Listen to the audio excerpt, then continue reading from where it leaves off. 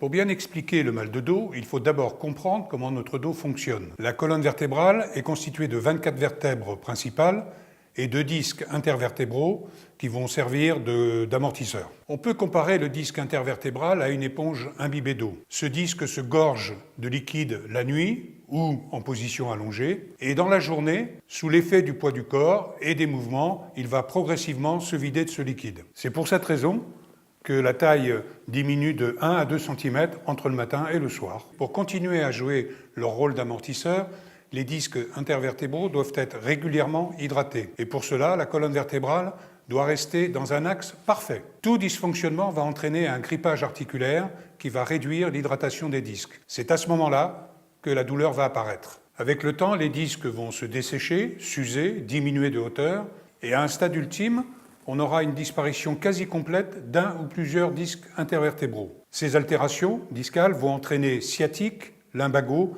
avec des douleurs souvent insupportables. L'altération des disques a 4 causes principales. La première est le vieillissement naturel des disques, qui supportent le poids de notre corps tous les jours et tout au long de la vie.